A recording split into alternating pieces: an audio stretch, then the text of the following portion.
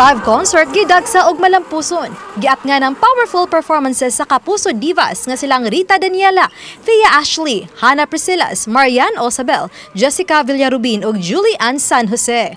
Ang birit sa hits ni Adele sa Divas of Queendom ug ang pag-rap sa hits ni Glock-9 nagpawaw.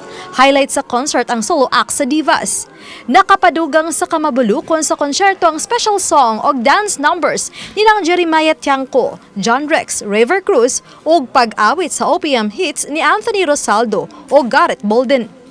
Present sa concert ang GMA Executives, uban ni GMA Network Senior Vice President ug Head sa GMA Integrated News, Regional TV and Synergy, Oliver Victor Amoroso.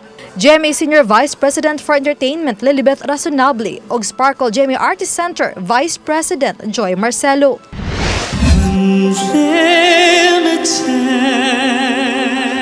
Taga-Bohol nga music and Midoo, sigurado na nga nakasulod sa final sa The Voice Generations. Ang performance ni Team Julie nga music and Midoo nakapahinga nga sa tanang judges. Gani daw susama kuno sila nga naa sa musical play.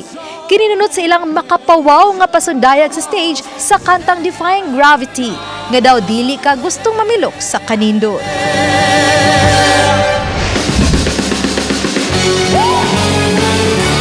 Samtang, wala usab magpalupig ang Team Chito nga Cebuana Girl Group nga sorority.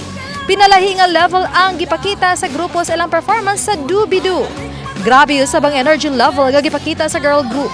Atangan mga kapuso ang mas makapahingang hapa nga performances sa mga garbo sa Subo ug Bohol sa finals nilang panagtigi sa The Voice Generations karong Domingo, December 10.